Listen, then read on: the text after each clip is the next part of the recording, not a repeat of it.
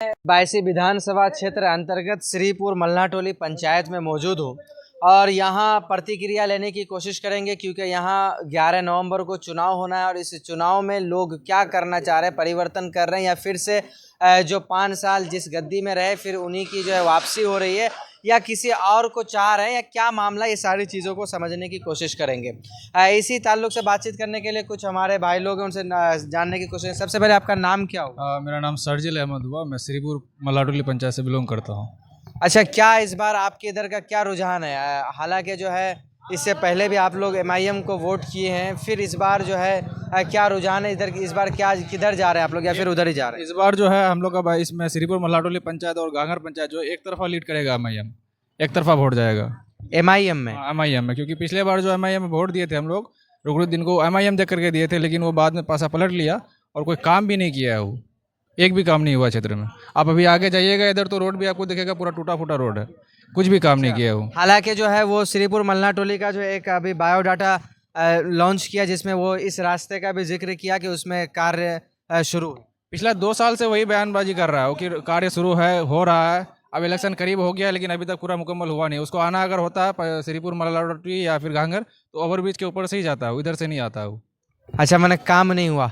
अच्छा, तो इस बार मैंने काम के तहत आप लोग चेंज कर रहे हैं या फिर पार्टी को देख करके? पार्टी को देखते हुए। मुसलमानों के लिए सिर्फ एक ही आवाज़ है, वो असदुद्दीन अवैसी है, उसके अलावा कोई नहीं बोलता है। अच्छा, बोलता तो हर कोई है, जैसे जन स्वराज भी अभी नई नई पार्टी उभर रही है, वो भी कहता है कि मुसलमान को जो है आज तक न्याय नहीं मिला, जिस न्याय को दिलाने के लिए जन स्वराज जैसी पार्टी का स्थापना किया गया। तो इन सारी पार्टियों के बारे में आप क्या कहें? नहीं, ऐसा हम लोग का सीमांचल में जन स्वराज नाम का भी कोई फैक्टर नहीं है। इधर तो कुछ उसका माहौल नहीं है, सिर्फ एमआईएम का माहौल है। इधर एमआईएम को ही वोट जाएगा, एक तरफा वोट जाएगा। एमआईएम को सिर्फ जाएगा? अच्छा, बाकी एमआईएम, अच्छा कुछ पार्टियां या कोई दूसरे दल के कार्यकर्ता ये आरोप लगाते हैं कि एमआईएम जहां जाते हैं वहां बीजेपी को फायदा दिया जाता है और बीजेपी बी टीम के तौर पर काम कर रही है बिहार में, जहां जा रही है वहां कहीं ना कहीं बीजेपी की जीत हो रही है। तो इस ताल्लुक से आपका ऐसा कुछ नहीं है। मुसलमान जो है किसी का ठेका लेके नहीं रखा है कि किसको हराना है किसको जिताना है। जब तक आप अपने लिए नहीं बोलिएगा तो आपके आगे बोलने वाला कोई नहीं होगा। आप अपना पहले जमात खड़ा कीजिएगा तभी आपके लिए कोई बोलेगा, ऐसे नहीं होगा। तो ये मैंने बी टीम का जो आरोप लगाया जा रहा है ये कहाँ तक आपको क्या लगा? कोई आरोप नहीं है। आप इसमें देख सकते हैं, आप धीरे धीरे आप हिंदू भाई भी आ रहे हैं, दलित भाई भी आ रहे हैं, सब अपना अपना पार्टी में ज्वाइन कर रहे हैं। एमआईएम में धीरे धीरे सब आ रहे हैं। ये हर वर्ग, इसका जात का, वर्ग का, सब किसी का जो ये पार्टी अब धीरे धीरे आगे बढ़ रहा है।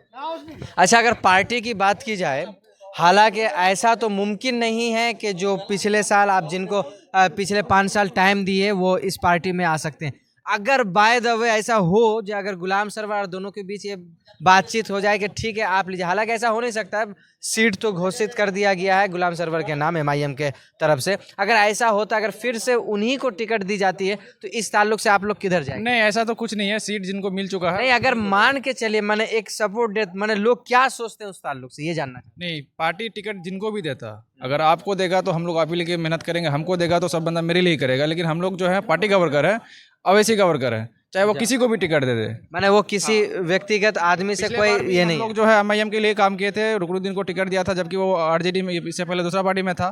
फिर बीच में एमआईएम में आया, वो पार्टी ज्वाइन किया, हम लोग उसके लिए काम किए। फिर वो बीच में छोड़ के चले गया। तो हम लोग पार्टी का वर्कर है, पार्टी के लिए हमेशा काम करते हैं।